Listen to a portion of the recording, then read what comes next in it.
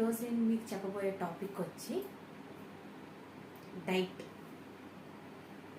Diet అసలు ఎప్పుడు మొదలు పెట్టాలి, ఎలా చేయాలి, ఇదంతా కూడా చాలా పెద్ద ప్రాసెస్. ఫస్ట్ ఆఫ్ ఆల్ మీరు సన్నగా ఉన్నా లావుగా ఉన్నా సరే ఎక్సర్సైజ్ అనేది మస్ట్. ఎక్సర్సైజ్ 3 నెలల పాటు చేసి మీకు ఎక్సర్సైజ్ చేస్తున్నప్పుడు ఒగుర్పు రాకూడదు, దమ్ము రాకూడదు, రాకుండా ఉండాలి. ఆ స్ట్రెంగ్త్ వచ్చినప్పుడు ఏమవుతుందంటే ఆకలి వేసినా సరే మీరు తట్టుకోగలుగుతారు. ఆ స్ట్రెంగ్త్ వచ్చినప్పుడే మీరు డైట్ స్టార్ట్ చేయాలి. ఎక్సర్సైజ్తో పాటు డైట్ మొదలు పెట్టేయద్దు. ఎక్సర్సైజ్ చేసినప్పుడు బాడీ కొంచెం ఒళ్ళు నొప్పుల కింద ఉంటుంది, అప్పుడు మీకు ఫుడ్ అనేది అవసరం. అది మానేసి ఎక్సర్సైజ్ చేసేసి డైట్ చేసేసి ఒక వారం రోజులకే చక్కగా మూలకి వెళ్ళిపోవడం, ఇది ఫస్ట్. ఇంకొకటి ఉంది, అన్నం తినరు, ఏమి తినరు, మంచినీళ్ళు జ్యూసులు తాగుతారు, పొద్దున గంట సాయంత్రం గంట ఎక్సర్సైజ్ చేసేస్తారు, తర్వాత 23 గంటలు ఫోను మన పరికరం ఏదైతే ఉందో దాన్ని ఒత్తుతా కూర్చుంటారు. ఇది ఒక కేటగిరీ. అమ్మ నాన్న మాటలు అసలు ఇక్కడికి వెళ్ళవు గాక వెళ్ళవు. సో తర్వాత ఒక నెల 2 నెలలు వాళ్ళు సన్నబడతారు, చక్కగానే సన్నబడతారు. తర్వాత అలాగే తీసుకెళ్ళి హాస్పిటల్లో కూడా పెడతారు. డైట్ ఎలా చేయాలి? మీకు మార్నింగ్ టైం తినవలసిందే. స్కూల్లో డ్రిల్లింగ్ చెప్పిస్తారు, చదివిస్తారు కాబట్టి మార్నింగ్ మానద్దు, మధ్యాహ్నం నైట్ కూడా మానద్దు. ఓకే, తినే ప్యాటర్న్లో మార్నింగ్ కంగారుగా తింటారు, మధ్యాహ్నం కంగారుగా తినేస్తారు. నైట్ తినేటప్పుడు ఎలాగంటే 20 నిమిషాల పాటు తినాలి.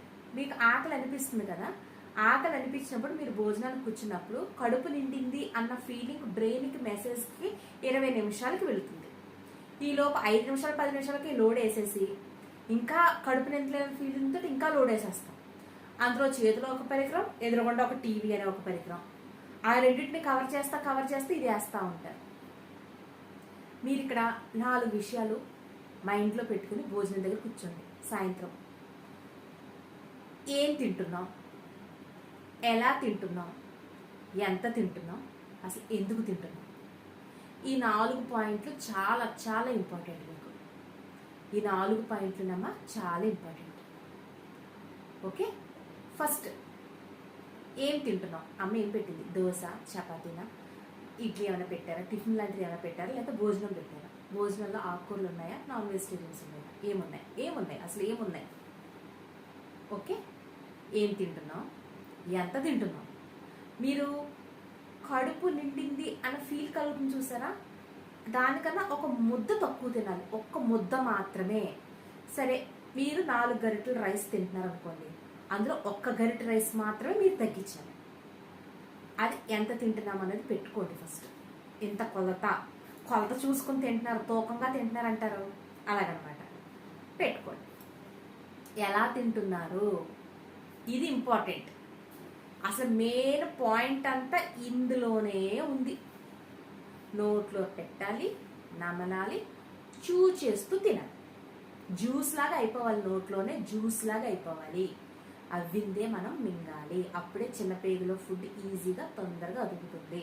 అది ఎన్వి అయినా, ఓన్లీ వెజ్ అయినా, ఏదైనా సరే నోట్లో చక్కగా నమిలి తినాలి.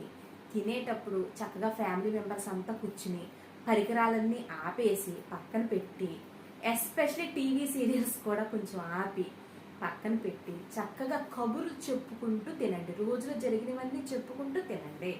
మేము ఒకసారి భోజనం మొదలు పెట్టామంటే గంట వరకు అవదది.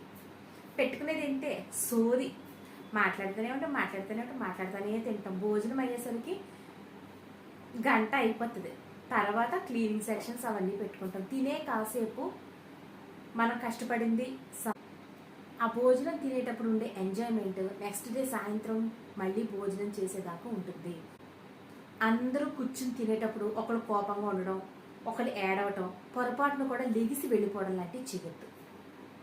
అన్నం పరబ్రహ్మ స్వరూపం. అది ఏదైనా సరే, ఏ స్టేట్లోనైనా సరే, ఏ దేశంలోనైనా సరే, తిండి అనేది పరబ్రహ్మ స్వరూపం. పొరపాటును కూడా కంచం దగ్గర నుంచి లేచి వెళ్ళొద్దు. పెద్దలు కానీ పిల్లలు కానీ. పెద్దలు చేశారంటే అది పిల్లలకు వచ్చేస్తుంది, యాజ్ ఇట్ ఈజ్ వచ్చేస్తుంది. ఫోటో తీస్తే ఫోటో ఎలా క్యాప్ చేస్తుందో పిల్లలు అలా క్యాచ్ చేస్తారు, అంతే వచ్చేస్తుంది. ఏడవద్దు, కోపంగా తినద్దు. అలాగే ఎస్పెషల్లీ ఇక్కడ నేను పెద్దవాళ్ళకి చెప్పేది ఏంటంటే దెప్పద్దు పిల్లల్ని. వీడు ఇలా తింటున్నాడు, ఆ పళ్ళ వాళ్ళు పోలుకుంది, ఇలా తింటున్నారు, అలా కంపారిజన్స్ వద్దు, దెప్పద్దు. సంతోషంగా నవ్వుతూ మనసుకు సంతోషంగా ఉండేలాగా భోజనం చేయండి. అది వంట పడుతుంది, ఆరోగ్యంగా కూడా ఉంటారు పిల్లలు. నేను మీకు చెప్పేది ఒకటే. సరే, లాస్ట్ పాయింట్ వచ్చేసి ఎందుకు తింటున్నాం, అసలు ఎందుకు తింటున్నాం. నెక్స్ట్ డే మార్నింగ్ మీకు ఎనర్జీగా ఉండాలి, డే అంతా కూడా హ్యాపీగా ఉండాలి, ఈరోజు నైట్ నిద్ర బాగా పట్టాలి, హెల్తీగా ఉండాలి, చదివింది ఏదైనా సరే మైండ్కి ఎక్కాలి, ఇదే బాడీకి కావాల్సింది ఇదే. సో ఎందుకు తింటున్నాం. దేవుడికి దండం పెట్టుకుంటారు, చక్కగా కూర్చుని కొలత ప్రకారం పెట్టుకుంటారు. అసలు అమ్మ ఏమేమి వండిందో చూస్తారు, తినే విధానం మార్చుకుంటారు. గంట సేపు తినండి, 20 నిమిషాలు, అరగంట అన్నీ వడ్డించుకోండి, గంట తినండి. తినేది కొంచెమైనా సరే సంతోషంగా తినండి, అదే పరవన్నంతో సమానం. చాలా బాగా అనిపిస్తుంది. మీరు కంగారుగా బిర్యానీ కుక్ చేసుకుంటే అది కాదు, పప్పు వేసుకునైనా సరే, చారు వేసుకునైనా సరే నవ్వుతూ సరదాగా తినండి, అది చాలా ఆరోగ్యంగా కూడా ఉంటుంది మీకు. ఎక్సర్సైజ్ చేశాక డేలో మార్నింగ్ ఒక అరగంట ఎక్సర్సైజ్ చేశాక నైట్ భోజన విధానం ఇలా మార్చండి.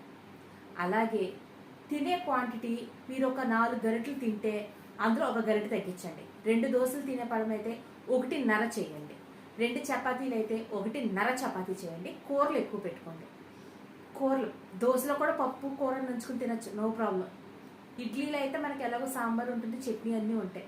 4 ఇడ్లీలు తినేవాళ్ళు 3 తినండి, 3 తినేవాళ్ళు 2.5 తినండి.